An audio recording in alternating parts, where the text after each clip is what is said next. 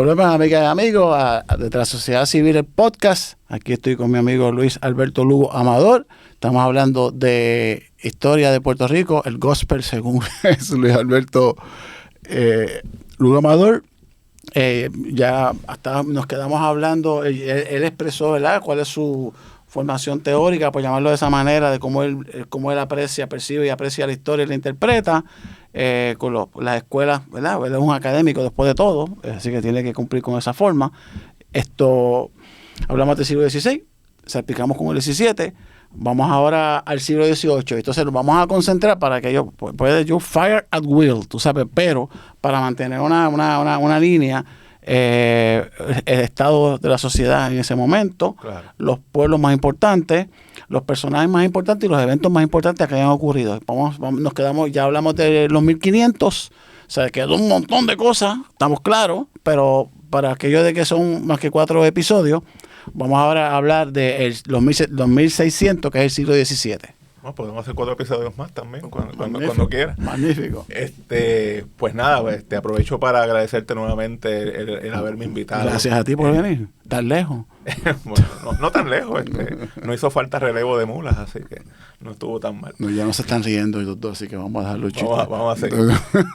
Bueno, siglo XVIII. El siglo XVIII es bien importante en la historia de Puerto Rico porque es cuando todo empieza a cambiar. O sea, ¿qué era Puerto Rico antes del siglo XVIII? Siglo XVII, vamos por el XVII. ¿Quieres que hablemos del XVII? Sí, bueno, pero el siglo XVII es un apéndice del XVI. No se diferencia tanto del siglo XVI porque Puerto Rico era fundamentalmente un bastión militar. Era un bastión militar, ya son un cambio. Desde más o menos los 1520, 30 ya se identifica la situación geográfica de Puerto Rico como estratégica y comienzan a construirse los primeros fuertes y bastiones. O sea que ya desde vamos a decir, temprano en el siglo XVI más o menos existía esa conciencia. Claro, al principio Puerto Rico tenía oro y había unas perspectivas ¿Dónde había más oro? Importantes. ¿Dónde había más oro? En los ríos del norte, sobre todo. Corozal, Manatí, en esa área. El río de la Plata, ¿verdad? Pero eso se agotó relativamente rápido. Yo diría que como en 20 años. Mientras duró el oro, habían grandes proyectos para Puerto Rico. Creo haber leído que habían planes de construir una catedral que iba a ser tan grande como la de Sevilla. Pero todos esos planes pues quedaron en nada una vez el oro empieza a agotarse. Entonces hay que buscar entonces otras alternativas económicas. ¿Cuándo fue que empezó Puerto Rico a la industria, al negocio de la caña y la esclavitud? Una vez se agota el oro y empiezan pues a estudiarse otras alternativas, pues primero se intenta con el jengibre, eso como que no funciona tanto, y luego pues viene la caña. ¿En qué año más o menos? ¿En qué siglo? Mediados del siglo XVI más o menos. Mediados del siglo XVI se convierte pues en el principal producto. Digo, no tenía la trascendencia que tuvo después en el siglo XIX, evidentemente, era algo mucho más limitado. Pero más o menos, entre comillas, era la principal actividad económica en Puerto Rico. Eso y la ganadería, obviamente. La ganadería era importante también. ¿Y la esclavitud? ¿Cuándo comenzó y cuándo cogió el boom? Aunque pasemos los siglos. Pudo haber empezado temprano en el siglo XVI, porque obviamente pues la corona prohíbe que se esclavice a los indígenas, pero eso no cerró la puerta para que se importaran africanos pues a los territorios, a las Indias, ¿verdad? De hecho, en la medida en que se prohíbe la esclavitud indígena, es que coge fuerza un poco esta cuestión de traer africanos que se compraban. O sea, los europeos no entraban en África a capturarlos, sino que se los compraban a reyes locales, que obviamente pues tenían muchas guerras entre ellos, y en el contexto de esas guerras pues se capturaban muchos guerreros, ¿no? Que eran luego pues vendidos como esclavos. Eso ya pasaba en África desde antes del descubrimiento de América. Y entonces pues, repito, en la medida en que se prohíbe la esclavitud de los indígenas, comienzan entonces a entrar los esclavos africanos. O sea que, ¿cuándo llegó el primer esclavo africano a Puerto Rico? Pues no sabemos bien, pero probablemente temprano en el siglo XVI. ¿Y Bartolomé de las Casas, qué importancia tuvo? ¿Tuvo alguna importancia, verdad? Él fue protector de los indígenas. Si al final se prohibió la esclavitud entre los indígenas, fue en parte gracias a figuras del clero como el obispo Montesino, Bartolomé de las Casas, ¿verdad? Que hicieron una labor importante, pero se concentraron en la protección de los indígenas, no en la de los africanos. O sea, un poco quedó abierta la puerta para que entonces trajeran africanos. hay que entender que los indígenas eran súbditos de la corona. Quieras que no, eran súbditos de la corona y la corona pues sentía el deber de protegerlos, pero los africanos no eran súbditos de la corona, por lo tanto pues no había un problema moral o político en ese sentido. Otra cosa, la fundación de los pueblos o de las áreas de limitaciones, por ejemplo, Caguas, supuestamente el cacique Alfonso, cristianizaron el nombre del cacique Alfonso. Loíza era otra cacica. ¿Tú sabes un poquito? ¿Puedes contarnos sobre eso? Sobre eso, porque es como una especie de... Yo no creo que sea cierto que hayan extinguido los indios. Se extinguió la cultura, pero no la genética. Es la cosa. O sea, porque es más, hoy día siguen habiendo personas descendientes de los taínos. Lo que pasa es que si tú lo ves con una gorra de los Yankees o con un, qué sé yo, con un celular en la mano, con unos tenis Nike, pues tú no los reconoces como un taíno porque tú estás acostumbrado a pensar en los taínos como estos hombres con taparrabos y lanzas y pintados, ¿verdad? Pero la genética está ahí. Yo todos los días veo montones de puertorriqueños que lucen como taínos, aunque vistan como, ¿verdad? Como cualquiera de nosotros. Hay una doctora, una profesora que hizo un estudio genético y donde más concentración de DNA que coincide con los indios que están en el Orinoco, que es donde supuestamente vinieron los de Puerto Rico, es en el área de Naguabo, en el área de Humacao, en el área de Yabucoa. Que fueron los últimos lugares en colonizarse en Puerto Rico, porque aquí la colonización cogió fuerza en el norte, en el sur, en el oeste, pero el este quedó como que un poco al garete hasta ya yo diría que el siglo XVIII quizás, porque era la zona que estaba más cerca a las Antillas Menores, donde todavía pues habían los indios caribes, ¿verdad? O sea, que era como una frontera. El este de Puerto Rico era en ese sentido, se intentó, se creó una villa ahí, la villa de Santiago del Daguao, fue destruida, y los españoles como que le sacaron el cuerpo un poquito a esa zona hasta ya el siglo XVIII, que es cuando empieza verdaderamente a colonizarse. Hay unos barrios en Maricao, creo que son en Tierra Fría Alta, que también se habla de que hay mucha gente que son parecidos a los indios. Entonces, yo he escuchado varias veces que, por ejemplo, el Caguax o el Cancagua, el cacique era don Alfonso. Que lo cristianizaron el nombre cristiano. El nombre cristiano lo cristianizaron como don Alfonso. Hubo taínos que se cristianizaron. Pero no hay tal cosa como yo no creo que este asunto de la extinción no pasó biológicamente. La cultura sí murió. La cultura sí murió. Bueno, y quedaron aspectos de esa cultura, porque la hamaca, el güiro, la maraca, palabras también. El huracán. Claro, el batey, y una vez yo hablé con ¿quién fue que me dijo esto? Que muchos de los caminos que hay todavía, por ejemplo, la número 1, la ruta de la número 1, muchas eran caminos que utilizaban los mismos indios. Y algunos pueblos de Puerto Rico tienen trasfondo taíno también, Guayanilla, Yauco, Guánica, tienen trasfondo, o sea, no, hay unas continuidades, Caguas también, hay unas continuidades Bayamón, entre los yucayeques, ¿verdad? Y los pueblos que luego se fundarían. No digo que todos los pueblos que fundaron los colonos españoles siguen ese patrón, pero muchos sí lo siguen. Y estamos hablando de eso fue un desarrollo más o menos para el siglo XVI y XVII. Sí. Okay. Entonces vamos a seguir con ¿qué cosas ocurrieron así más importantes que tú entiendas en el siglo XVII? En los 1600. En los 1600, como te decía, el siglo XVII, ¿verdad? El siglo XVII es un apéndice del XVI. No hubo demasiados cambios, ¿verdad? Puerto Rico pues cumplió una función estrictamente militar para España. Y a España, francamente, en los siglos XVI y XVII, lo único que le importaba era la capital. O sea, el resto de la isla como que no le importaba demasiado. Y por eso en ese contexto, en la isla de Puerto Rico se desarrollan dos culturas paralelas. La de la capital, que era como un apéndice de Castilla. Y la isla, que eso estaba al garete. Ahí la ley de España no importaba tanto. La ley católica, pues ahí más o menos tenía una presencia nominal, pero no era demasiado importante. De hecho, el obispo, pues, una vez durante su vigencia, iba y daba pues una vuelta por la isla, pero a lo mejor si el obispo estaba 20 años, pues, en 20 años, pues, una sola visita, pues, no es demasiado. O sea, que eso estaba un poquito abandonado, lo que sería la isla, el resto, ¿verdad? O sea, más allá de la capital. Y en esa isla, en esa región, que es la mayor parte de la isla de Puerto Rico, evidentemente, pues se desarrolló una cultura más permisiva, más libre, donde se contrabandeaba con los enemigos oficiales de España, ¿verdad? Con los ingleses, con los holandeses, con los franceses, donde no necesariamente se cumplía con las reglas de España, donde la gente no se sabía bien las oraciones ni se casaban necesariamente. O sea, en San Juan se supone que todo el mundo tenía que estar casado y todo eso y cumplir con los sacramentos. En la isla, pues, debido a la falta de presencia del clero, pues, no había, pues, no era tan estricta la cosa. Así que podríamos hablar para los siglos XVI, XVII y un poco el XVIII de dos Puerto Ricos paralelos. El Puerto Rico capital y el Puerto Rico isla, o la losa y la isla. Oye, y yo no podría decir entonces que ese Puerto Rico isla es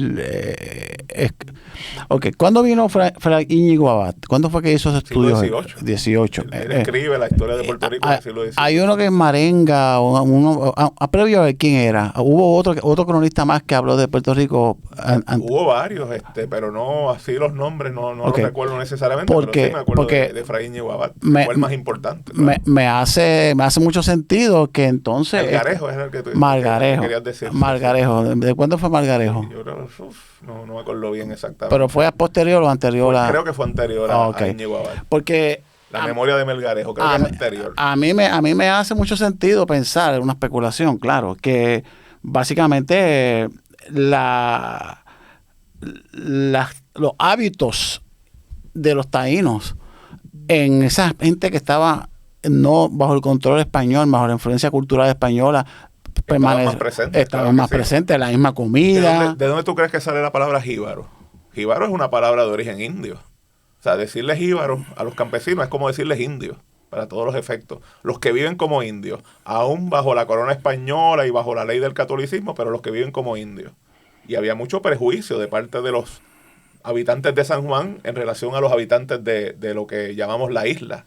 Y había también mucho resentimiento de parte de la isla hacia San Juan, porque ellos veían a San Juan como un lugar autoritario, que ellos querían imponer una ley que convenía a España y al propio San Juan y quería pues afectar los intereses de esos insulares, de esos habitantes de la isla. El contrabando era un ejemplo, pues ellos querían erradicar completamente el contrabando y pretendían que los de la isla fueran a San Juan. O sea, imagínate un viaje de San Germán a San Juan en aquella época, eso tenía que ser días y días, ¿no? Era muy caro, bueno, había que hacer hasta testamento, ¿verdad? Y entonces llegar hasta San Juan para entonces comerciar desde San Juan con Sevilla, que era el único lugar con el que se podía comerciar, desde 1715 con Cádiz también, pero de todas formas era un monopolio. Y era fácil hacer un intercambio con los ingleses, con los franceses que llegaban a la costa, que traían cosas que ellos necesitaban, cosas manufacturadas, bebidas alcohólicas, qué sé yo, esclavos muchas veces, y ellos pues les daban frutos del país y les daban cueros y cosas así, ganado, ¿verdad? Caballos a veces. O sea que había un intercambio bastante fluido con esos grupos que desde San Juan eran vistos como enemigos. O sea, lo que era el enemigo para un sanjuanero era el amigo y el socio comercial para un coameño o para un sangermeño. Y por eso te digo que eran dos Puerto Ricos completamente distintos, paralelos, ¿verdad? Coexistiendo de forma conflictiva en un espacio tan reducido como el de nuestro país. Claro, pues esa cosa sigue el día de hoy. Bueno, sí, hay una continuidad. Lo que pasa es que la geografía se ha reducido ya. Y tú de San Juan a Ponce estás en una hora por autopista. Pero en aquella época las distancias eran mucho mayores. Lo que me refiero es a las idiosincrasias. Claro. Continúan. Hay una herencia de eso. Continúan al día de hoy. Eso tarda en cambiar. O sea, la geografía puede reducirse.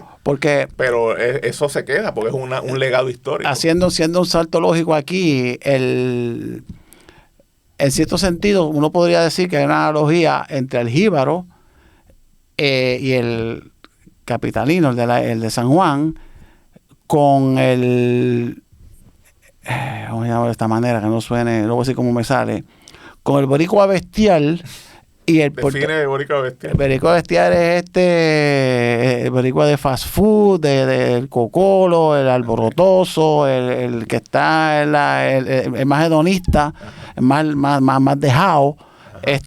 Vis a vis el otro que tiene una mentalidad más más legal, más estructurado. Este es estructura también, pero este está como que más, por eso usa la palabra estructura. Más en las de guardar, en las de ahorrar, meterse más en el sistema, meterse más en el convencionalismo. Hay franceses bestiales también. Claro, no, estoy claro, pero lo que te quiero decir es que o sea, si tú lees La ciudad y los perros de Vargas Llosa, te das cuenta que hay como que dos sociedades. Allá los golpes militares se dan porque hay una cultura castrista. Hay una cultura de militares, que somos militares, como si fueras católico, pues militar. Y eso era necesario para anteponerse a los indios, que son, los quechua, para anteponernos a esta gente. Entonces, y ahí, y tú notas esas dos culturas. Pero es mucho más complicado que Puerto Rico, porque es más grande, y hay más culturas envueltas. Las montañas. Y los mestizos tienen un papel importante, los negros de la costa, o sea, es bien complejo.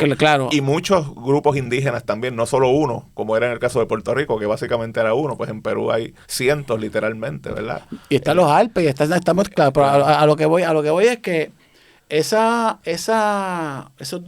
dos contenidos, por llamarlo de esa manera, de Puerto Rico, de Puerto Rico, capital e isla, y la isla siguiendo probablemente el peso del ambiente que te cae encima.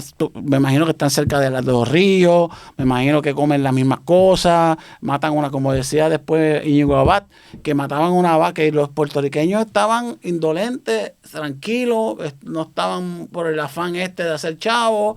Había una vaca, la mataban, comían una semana toda la aldea, los animales estaban por ahí, estos realengos. Era una vida más natural, como tú has dicho, más permisiva. Más indígena.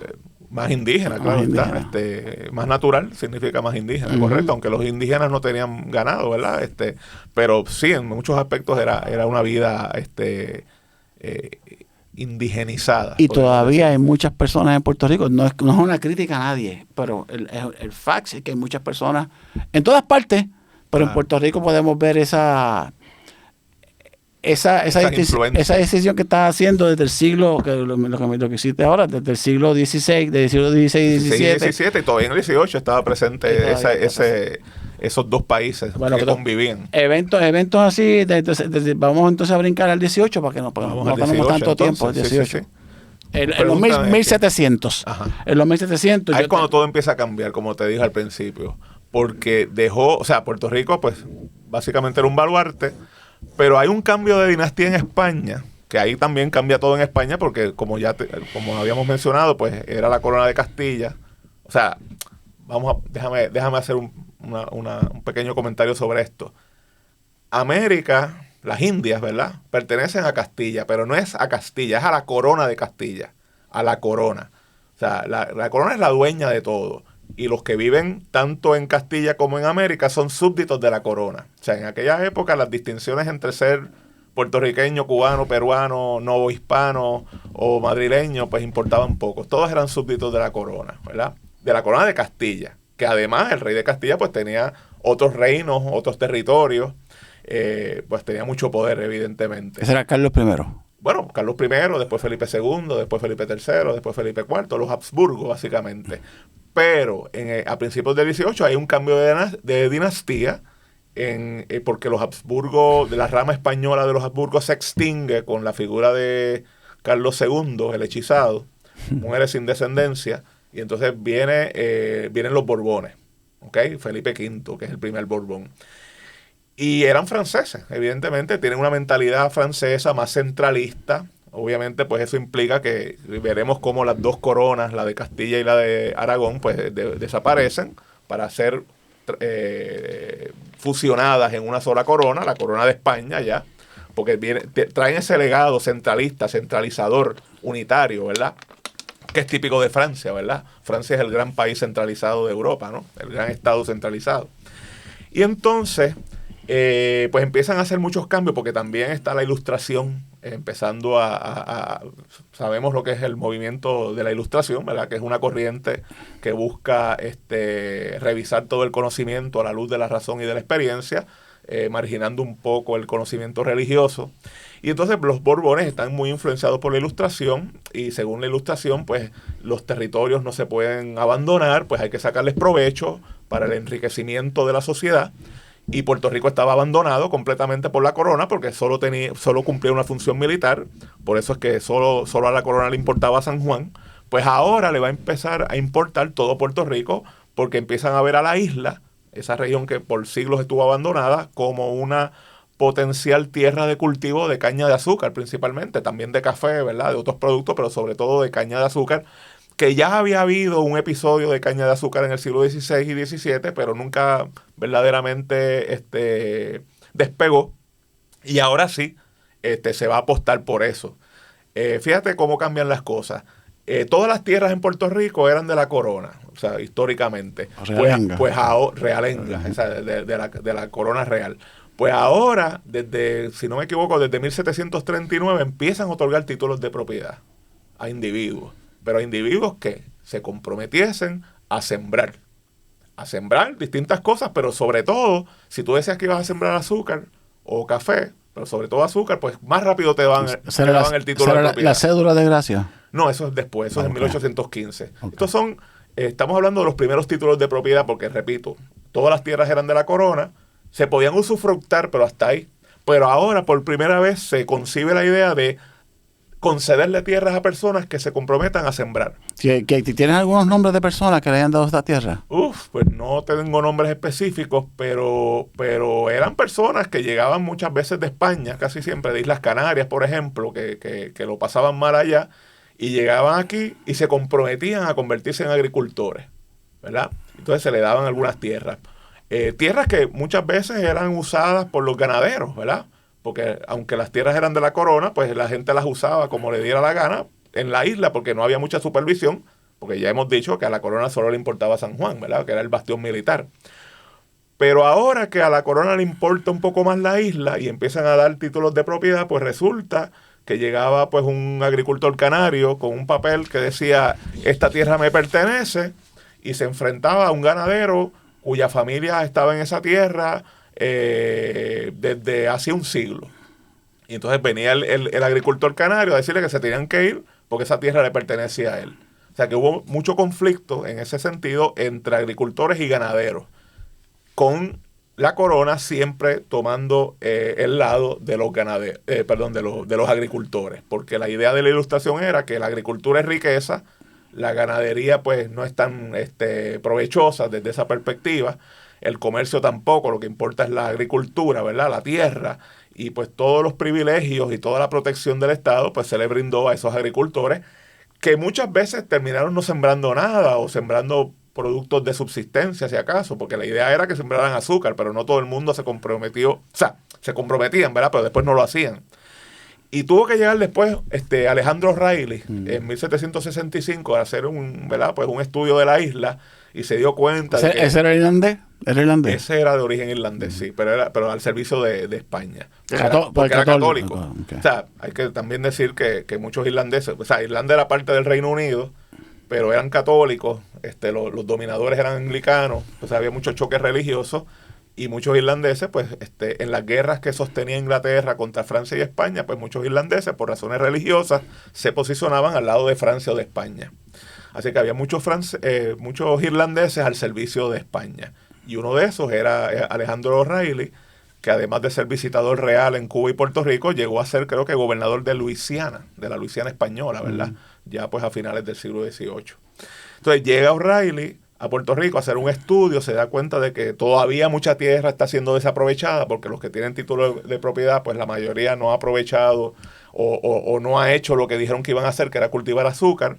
Y entonces él recomendó que se le quitara esas tierras a esas personas, o que se le impusiera un impuesto, y que se buscara extranjeros con capital, claro, extranjeros de países amigos de España, obviamente, como era Francia en ese momento, pues que se trajera aquí. Esto era un tabú, ¿verdad? Porque normalmente en Puerto Rico no podían llegar los extranjeros. Siempre la corona de Castilla había, pues digamos, había bloqueado esa posibilidad.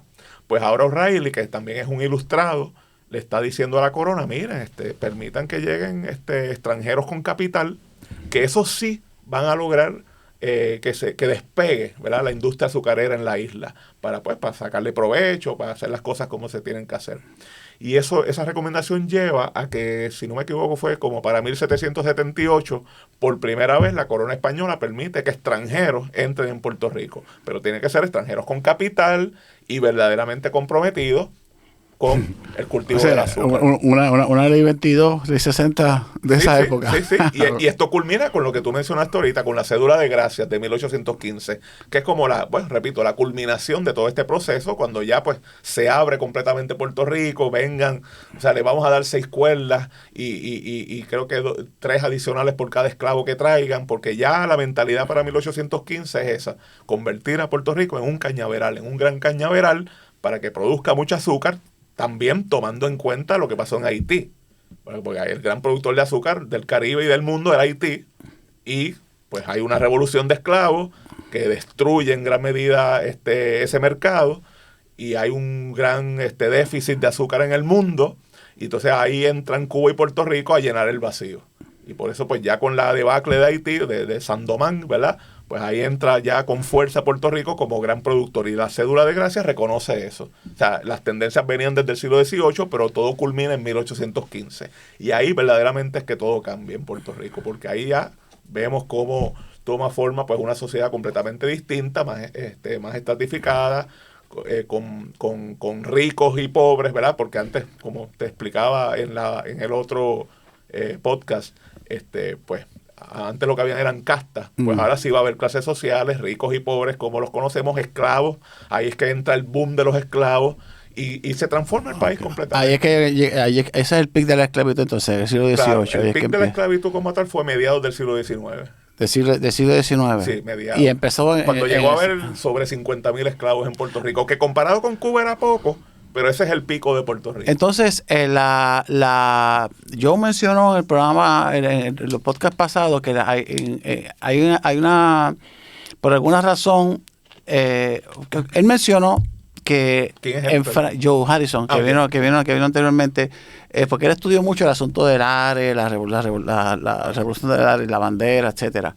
Los Beauchamp, que el Lares era un foco de porque eran franceses, que era un foco de. Pero entraron por Mayagüez.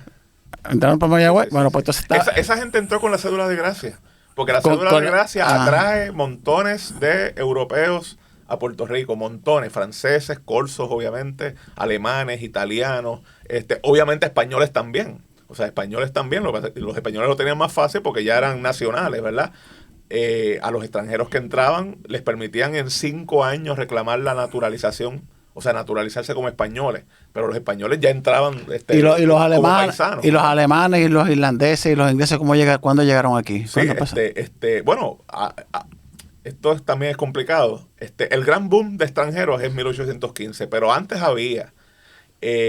También depende de la época. Por ejemplo, en el siglo XVII, por ejemplo, había muchos portugueses en Puerto Rico, que esto mucha gente no lo sabe. ¿Por qué había muchos portugueses en Puerto Rico en el siglo XVII? Porque Felipe II y luego su hijo Felipe III eran reyes de Portugal también, y como que Puerto Rico se abre pues a estas personas que ya no eran extranjeros oficialmente, eran súbditos de la corona española también. O sea, no se supone que en Puerto Rico hubieran personas que no fueran castellanas, pero aunque esa era la práctica, aunque esa era la teoría, pues en la práctica llegaban. O sea, llegaban personas de otros reinos del mismo rey, del mismo monarca. Por ejemplo, podían llegar flamencos, de lo que hoy es Bélgica, podían llegar italianos, ¿verdad?, napolitanos sobre todo, o sicilianos, podían llegar también gente de Portugal, ¿verdad?, o de otros lugares en Europa. Y si eran católicos, entonces era el criterio. No, tenían que ser católicos, protestantes ni hablar, musulmanes menos, o sea, tenían que ser católicos. Pero, de nuevo, se supone que fueran castellanos. Es más, se supone que ni siquiera los aragoneses, ni los catalanes, ni los valencianos pudieran establecerse en un lugar como Puerto Rico, ¿verdad? Porque había separación de coronas antes de 1715. Pero en la práctica llegaban, o sea, llegaban peruanos y llegaban filipinos y llegaban sicilianos y portugueses, ¿verdad? Pero oficialmente, ¿cuándo es que realmente España permite que se establezcan extranjeros, pues tímidamente desde finales del siglo XVIII y ya en grande desde 1815. Vamos a entrar al siglo XIX en la próxima edición del podcast, pero ahorita tú lo mencionaste a Miguel Enrique, que era un mulato, el hombre más rico del Caribe, probablemente de América, y fue el que peleó contra los ingleses para sacarlos de Vieques. Aunque la otra vez hablando por teléfono contigo me dijiste que no necesariamente tú tienes que decirte que eras puertorriqueño, en esa época no había esa conciencia, bueno, no había esa conciencia, pero ciertamente el tipo, ahora le dirían un orgullo boricua, claro. y los cortarían por la Valdoriotti hasta la fortaleza del aeropuerto. Tenemos que se acabó el programa, amigas y amigos. Gracias por esperarnos la próxima semana, gracias por escucharnos y que Dios bendiga a Puerto Rico.